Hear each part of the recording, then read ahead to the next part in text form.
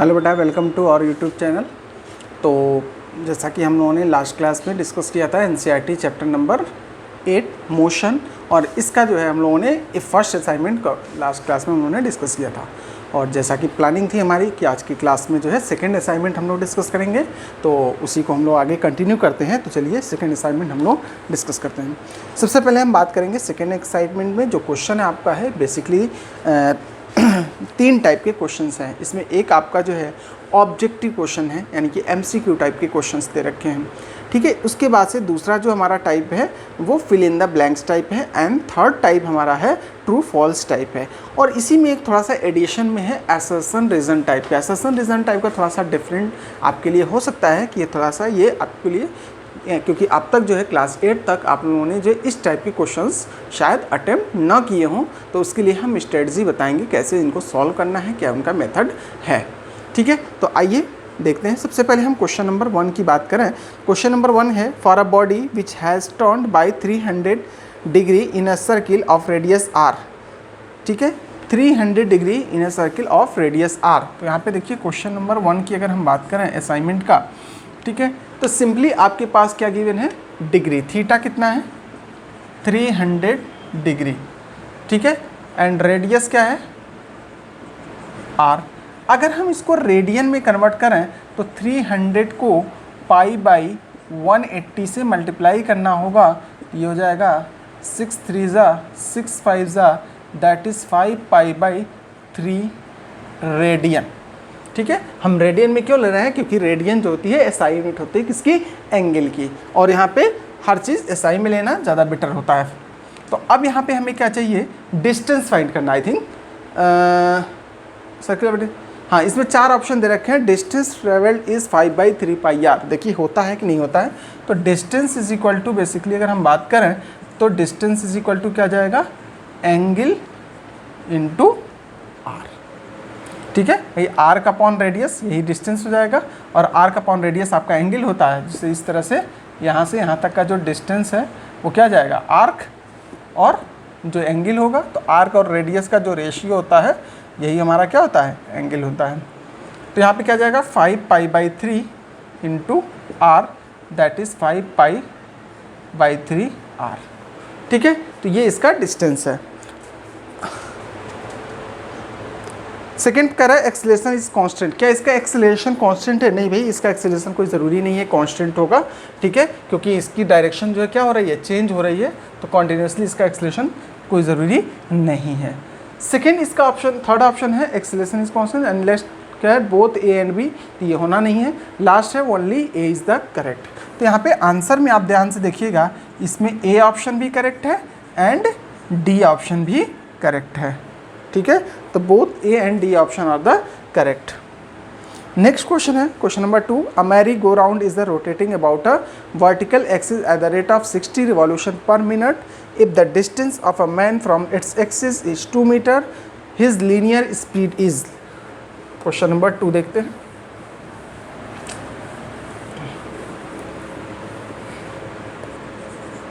Question 2 कह रहा है मैरी गो राउंड रोटेटिंग है, रोटेट हो रहा है, एक वर्टिकल एक्सिस है, इसके चारों तरफ रोटेट हो रहा है। यहाँ से जो डिस्टेंस है वो 2 centimetre, I think, yes 2 metre है।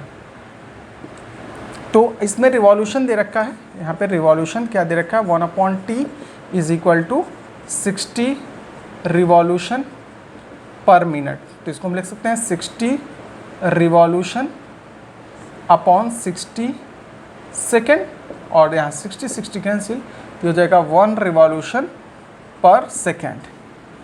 ओमेगा एंगुलर स्पीड की अगर हम बात करें, angular speed omega is equal to क्या होता है, 2 पाई अपॉन टी। तो ये हो जाएगा आपका 2 पाई, 1/t की वैल्यू ये है, तो 2 पाई रेडियन पर सेकेंड। अब यहाँ पे आपको आर दे रखा है, रेडियस इसका 2 मीटर है। तो अब आपको यहाँ पे क्या निकालना है, लीनियर स्पीड। तो लीनियर स्पीड में क्या रिलेशन होता है, हमने बताया था, that is x is equal to R omega, linear speed v is equal to R omega. तो r की वैल्यू यहाँ पे 2 और यहाँ पे 2 pi, that is 4 pi metre per second. ये इसकी लिनिएशन। तो इसमें जो करेक्ट ऑप्शन है that is the C option is the correct. तो इसका सी ऑप्शन जो होगा आपका वो करेक्ट हो जाएगा। इसी तरह से नेक्स्ट क्वेश्चन है क्वेश्चन नंबर 3।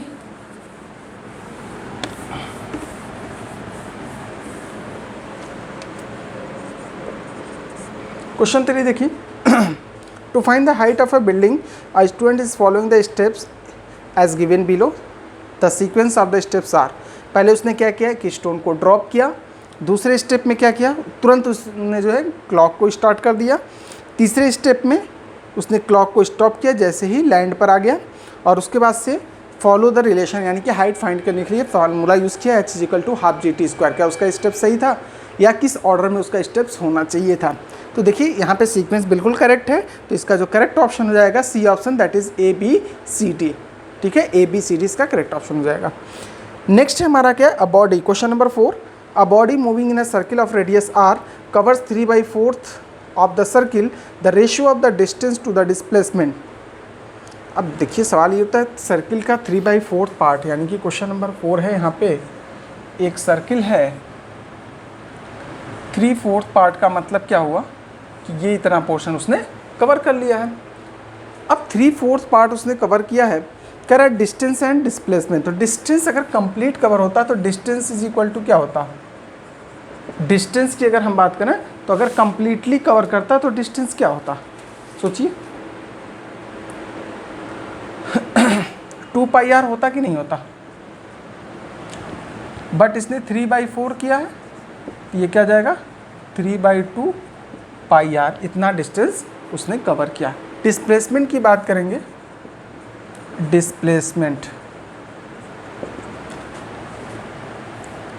क्वेश्चन को एक बार फिर से देख लेते हैं। 3/4 आप ratio, the ratio of distance to displacement, distance और डिस्प्लेसमेंट का रेशियो निकालना।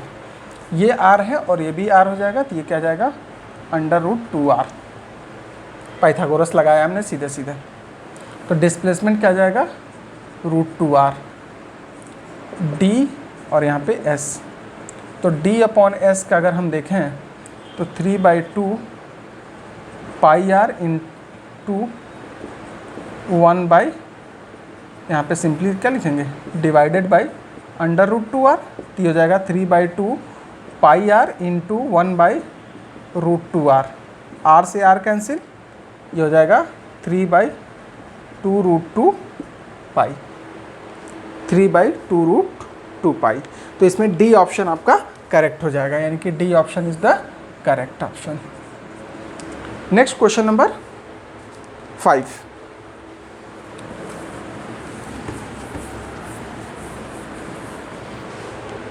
क्वेश्चन नंबर 5 देखिए, a car travels in 10 minute in 5 second, 20 minute in next 10 second and 30 metre in last 10 second, the average speed of the car is. तो average speed क्या हो जाएगा, यहाँ पे क्वेश्चन नंबर 5 है, इसके सॉल्यूशन की हम बात कर रहे हैं। Average speed is equal to total distance upon total time. Total distance कितना है, पहले कितना किया है फर्स्ट राउंड में 10, 20 and 30, 10 + 20 + 30।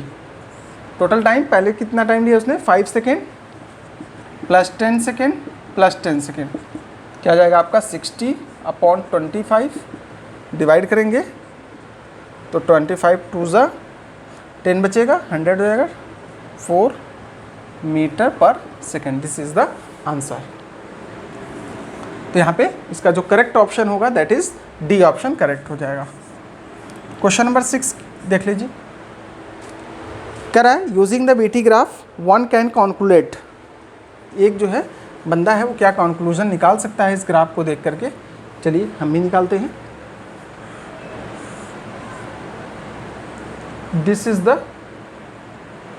4 and this is 6, this is 8 और ये 2 है आपका, और यहाँ पर 10। तो फर्स्ट कह रहा है displacement in 0 to 4 second is equal to the displacement in 4 to 6 second. 0 से 4 सेकेंड में और 4 से 6 सेकेंड में, इसमें टाइम कितना लगा रहा, टाइम इधर वेलोसिटी, टाइम कितना है बड़ी 2, यहाँ से लेकर के टाइम 0 से 2 सेकेंड आई थिंक, 0 से 4 और 4 से 6। चलिए तो 0 से 4 में टाइम कितना, 4 सेकेंड हो जाएगा आपका। 0 से 4 second is equal to the displacement in 4 to 6 second. तो 4 to 6 सेकेंड में यहाँ पे स्पीड कितनी हो जाएगी, 10 इंटू 2 दैट इज़ 20। इसमें कितनी हो जाएगी, 1/2 इंटू 4 इंटू 10 दैट इज़ 20। इसका मतलब फर्स्ट ऑप्शन तो करेक्ट है।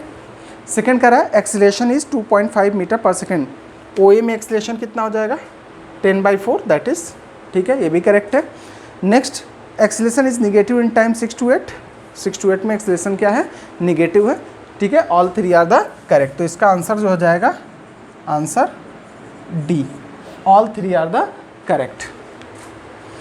Next question number 7, 3 students A, B, C observing an object moving in straight line, draw the graph as shown below.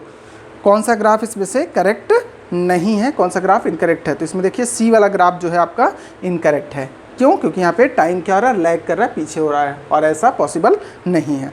Next question number 8 में देखिए, कांस्टेंट स्पीड, अगर v is equal to constant है तो uniform motion हम कहते हैं। अगर acceleration constant होने का मतलब क्या है कि नॉन यूनिफॉर्मली एक्सेलरेटेड होगा, नहीं यूनिफॉर्मली एक्सेलरेटेड होगा, बताइए, बिल्कुल होगा, यूनिफॉर्मली एक्सेलरेटेड मोशन होगा। v is not equal to 0, t equal to 0 पर ऐसा कोई ज़रूरी नहीं है। और यहाँ पे सर्कुलर मोशन, उसमें भी हम गारंटी नहीं दे सकते हैं। तो इसका जो करेक्ट ऑप्शन हो जाएगा that is the B, uniformly accelerated motion. Next question number 9 है, a body moving in a circle has an acceleration directed towards the centre. ठीक है, तो भाई सेंटर की तरफ डायरेक्टेड होता ही है, करेक्ट है। Uniform circular motion is an example variable acceleration, बिल्कुल हो सकता है, क्योंकि यहाँ पे क्या है कि वेलोसिटी चेंज हो रही है कंटिन्यूसली, यानी कि एक्सेलरेशन हर एक पॉइंट पे चेंज हो रहा है, कभी टेंजेंशियल, कभी इस तरह से, उसके अकॉर्डिंग जो उसका नेट एक्सेलरेशन है वो चेंज होता जाएगा। Linear velocity of a body moving in a circle differs with the distance from the, ठीक है, करेक्ट ऑप्शन है, यानी A B C all 3 statements are the correct, इसके तीनों स्टेटमेंट करेक्ट हैं।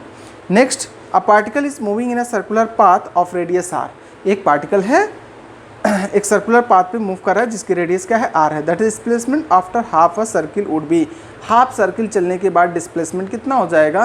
तो देखिए एक सर्कुलर पाथ है,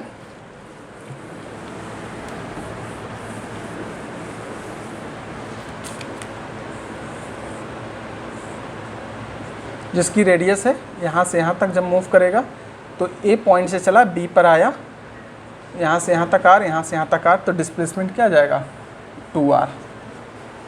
तो इसका करेक्ट ऑप्शन हो जाएगा C, displacement will be the 2r। Next question number 11, a body is thrown vertically upward with velocity u, the greatest height h to which it will rise. किस height तक जाएगा। Initial velocity इसके पास दे रखी है, question number ये आपका है 11। Initial velocity u है और ग्रेविटेशनल एक्सेलरेशन ऊपर की तरफ g, मैक्सिमम हाइट पर हमें निकालना है, h निकालना है। h इज इक्वल टू, या simply v square minus u square is equal to 2gh। Maximum height पर ये क्या आ जाएगा, 0, तो h इज इक्वल टू क्या आ जाएगा, या माइनस साइन आ जाएगा, तो u स्क्वायर, क्योंकि एक्सेलरेशन नीचे की तरफ काम कर रहा है और बॉडी ऊपर जा रही है, तो यहाँ पे नेगेटिव एक्सेलरेशन हो जाएगा, u स्क्वायर अपॉन 2g। ठीक है, तो इसका जो है आपका B option is the correct. Next question number 12 देखिए, numerical ratio of displacement to the distance. Displacement और डिस्टेंस का जो रेशियो है, क्योंकि डिस्प्लेसमेंट छोटा होता है डिस्प्लेसमेंट से, तो इनका जो रेशियो होगा हमेशा 1 से लेस होगा या 1 के इक्वल होगा। ठीक है, तो इसका डी ऑप्शन करेक्ट हो जाएगा, इक्वल और लेस देन 1। क्वेश्चन नंबर 12 का D option is the correct. Question number 13 देखिए, if the displacement of an object is proportional to the square of the time then the object moves with uniform acceleration. Simple सा बात है कि भाई देखिए s is equal to u t plus half a t square. अगर यहाँ पे ये 0 है तो s is equal to half a t square. अगर एक्सेलरेशन यूनिफॉर्म हुआ this implies s is equal to t square. ठीक है, if displacement of an object is proportional to the square of time then the object moves with the uniform acceleration. इसका B option correct है। Next question number 14, from the given v t graph it can be inferred that the object is, यहाँ पे देखिए velocity change नहीं हो रही है time के साथ, वेलोसिटी चेंज नहीं हो रही है, तो इसका मतलब क्या आ जाएगा, मूविंग विद यूनिफॉर्म एक्सेलरेशन तो हो ही नहीं सकता है, बॉडी रेस्ट में नहीं हो सकता है, बॉडी इन यूनिफॉर्म मोशन, यानी कि बॉडी यूनिफॉर्म मोशन में है, that is the A option is the correct. Next question number 15 है आपका, fill in the blanks. When v t graph has negative slope acceleration is, अगर वीटी ग्राफ का slope negative है तो एक्सेलरेशन क्या होगा, वो भी निगेटिव होगा। ठीक है, तो इसमें क्या फिल करेंगे, निगेटिव फिल करेंगे। क्वेश्चन नंबर 16 देखिए, डिस्टेंस एंड स्पीड आर कैसी क्वांटिटी होती हैं, डिस्टेंस और स्पीड कैसी क्वांटिटी होती हैं, दोनों की दोनों क्या होती हैं, स्केलर क्वांटिटी होती है, क्योंकि दोनों के पास सिर्फ और सिर्फ मैग्नीट्यूड होता है, डायरेक्शन नहीं होता है, तो इसमें आप स्केलर फिल करेंगे। Question number 17, angular speed of second hand of a clock is radian पर सेकेंड। क्लॉक का जो सेकेंड हैंड है उसकी एंगुलर स्पीड हमें बतानी है। ठीक है, तो क्लॉक इसके एंगुलर स्पीड निकालने के लिए सिंपली हम क्या कर सकते हैं, देखिए जो एक क्लॉक होती है उसके सेकेंड्स की हम बात कर रहे हैं, तो एक राउंड में यानी कि 2 पाई डिग्री मूव करेगी, और जो टाइम लगाती है यानी कि एक कंप्लीट मिनट के लिए, ठीक है, यानी कि यहाँ पे हम बात करेंगे जो टाइम यहाँ पे लगा रही है वो कितना, 60 सेकेंड लगा रही होगी। ठीक है, तो ये क्या आ जाएगा, π/30 रेडियन पर सेकेंड। ठीक है, तो इसका क्या आ जाएगा, π/30 रेडियन पर सेकेंड, तो और यही हमें इसमें फिल करना है। Acceleration is calculated from of VT graph, slope of VT graph, तो यहाँ पे स्लोप फिल करेंगे। Acceleration is calculated from the slope of VT graph, while is the area under VT graph, तो एरिया क्या होता है, displacement, while the displacement is the area under VT graph, तो यानी कि फर्स्ट पार्ट में इसमें क्या फिल करेंगे, स्लोप, सेकंड में एरिया फिल करेंगे, सेकंड में डिस्प्लेसमेंट फिल करेंगे। Next question number 19, we calculate average speed when the body is in non uniform motion. क्या बॉडी जब नॉन यूनिफॉर्म मोशन में होती है तो हम क्या करते हैं, एवरेज स्पीड मेज़र करते हैं, बिल्कुल मेज़र करते हैं, क्योंकि हम इस तरह से जज नहीं कर पाएंगे कि बॉडी का जो है एक ओवरऑल स्पीड क्या है, या इसकी कोई पर्टिकुलर स्पीड हम नहीं दे पाएंगे, तो उसके लिए हम क्या करते हैं, उसकी एवरेज स्पीड ले लेते हैं, जिससे हमको एक रफ आइडिया मिल जाता है स्पीड का। नेक्स्ट क्वेश्चन नंबर आपका है, तो इस ये जो आपका 19 है वो क्या जाएगा, ट्रू हो जाएगा। 20, displacement can be equal to less than और ग्रेटर देन डिस्टेंस, नहीं, डिस्प्लेसमेंट कभी डिस्टेंस से ग्रेटर नहीं हो सकता है, तो ये फॉल्स हो जाएगा। Next question number 21, velocity of a body can not be greater in magnitude than it speed, बिल्कुल नहीं हो सकता है, करेक्ट है ये, स्पीड से वेलोसिटी ग्रेटर नहीं हो सकता, या तो इक्वल होगा या उससे लेस होगा। देयर इज़ नो सिचुएशन, यानी कि 21 का आपका क्या हो जाएगा, ट्रू।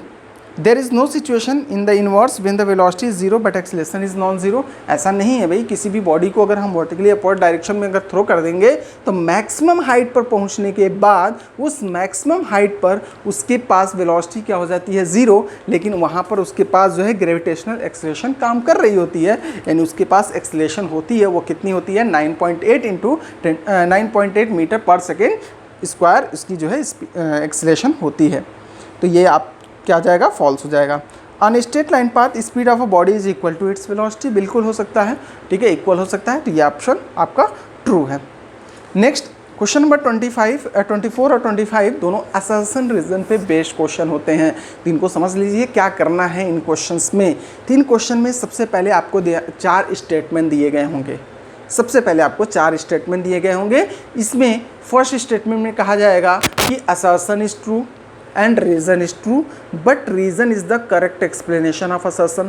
सेकेंड स्टेटमेंट आपको सेकेंड ऑप्शन दिया जाएगा, assertion is true, reason is false but reason is not the correct explanation of assertion। ठीक है, थर्ड ऑप्शन आपको यहाँ पे दे रखा है कि assertion and reason, assertion is true but reason is false।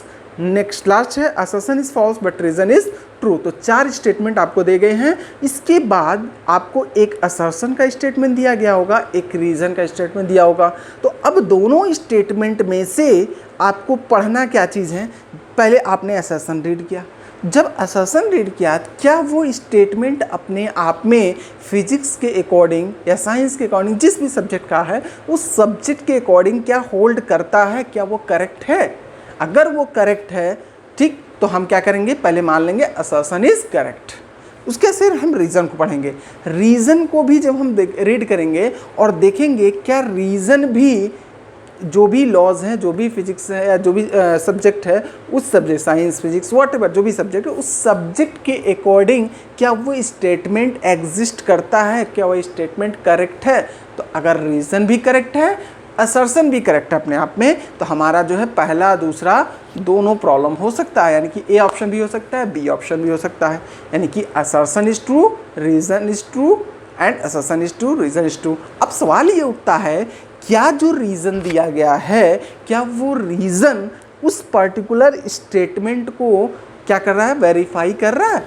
जैसे हमने कहा कि आपको यहाँ से अपने घर से स्कूल जाना है, ठीक है, अपने घर से स्कूल जाना है, तो आपको अपने घर से स्कूल जाना है, एक स्टेटमेंट हमारा ये हुआ। हमने कहा आपको अपने घर से स्कूल तक एरोप्लेन से जाना है, ठीक है, तो ये भी अपने आप में करेक्ट है, भाई एरोप्लेन से जा सकते हैं। लेकिन क्या ऐसा पॉसिबल है कि आप अपने घर से स्कूल जो एरोप्लेन से जा पाओ? पता चलता है कि 100 मीटर की दूरी है, उतना बड़ा तो एरोप्लेन ही है, ठीक है, तो एक पॉसिबिलिटी नहीं होती है वहाँ पे, ठीक है। इस तरह की सिचुएशंस, यानी कि आपका स्टेटमेंट करेक्ट है दोनों जगह, लेकिन करेक्ट एक्सप्लेनेशन नहीं है असर्शन का। तो जब करेक्ट एक्सप्लेनेशन नहीं है तो ऐसे केस में हमको क्या करना होगा कि बी ऑप्शन चूज करना होगा, यानी कि assertion is correct, reason is correct, but reason is not the correct explanation of the assertion. और अगर दोनों करेक्ट है और सही एक्सप्लेनेशन है तो ए ऑप्शन चूज करेंगे। और अगर मान लीजिए असर्शन रॉन्ग है, रीज़न फॉल्स है, तो आपका जो है लास्ट ऑप्शन दे रखा है। उसी तरह से अगर आपका असर्शन ट्रू है, रीज़न फॉल्स है, तो उस केस में आपका जो है सी ऑप्शन चूज कर सकते हैं। तो चलिए क्वेश्चन नंबर 24 पढ़ते हैं। Assertion the slope of distance time graph gives acceleration of the body. Distance time graph का जो स्लोप होता है वो एक्सीलरेशन देता है क्या? नहीं।